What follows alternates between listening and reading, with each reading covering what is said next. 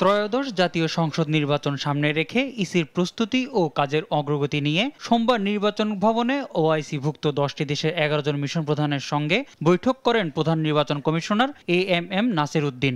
এ সময় 4 নির্বাচন কমিশনার এবং কমিশনের ঊর্ধ্বতন কর্মকর্তারা উপস্থিত ছিলেন।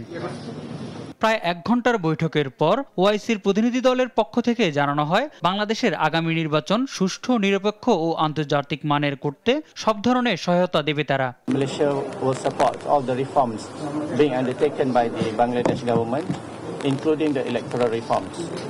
And Malaysia is willing to share its experience especially for the overseas voters, for a free, fair and credible election. নির্বাচন কমিশনার সানাউল্লাহ জানান, আগামী নির্বাচনে প্রবাসীদের ভোট দেওয়ার সুযোগ দিতে ইসির হাতে প্রক্সি ভোটের কোনো বিকল্প নেই।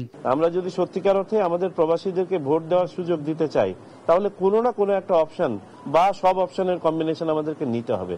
আর বড় স্কেলে যদি আগামী নির্বাচনে যদি আমরা প্রবাসীদেরকে ভোট দেওয়াতে চাই, তাহলে প্রক্সি ছাড়া আর বিকল্প খুব একটা আছে বলে মনে হচ্ছে না।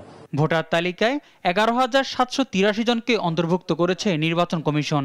বর্তমানে 7টি দেশে কাজ চলছে। পর্যায়ক্রমে 33টি দেশে ভোটার নিবন্ধন করা হবে। এক লার্জ আমরা বলেছি, আমরা কোনো স্পেসিফিক কিছু বলি নাই, যেমন আমাদের ক্যাপাসিটি বিল্ডিং এ। এদিকে উপজেলা, জেলা ও আঞ্চলিক নির্বাচন অফিসে ডাটাবেস সার্ভার তৈরির উদ্যোগ নিয়েছে কমিশন। 2028 সালের মধ্যে কাজ শেষ করতে প্রায় $41 মিলিয়ন প্রকল্প নেওয়া হয়েছে। এবং আমরা ভালো মোহাম্মদ সাকিব, দেশ টিভি, ঢাকা।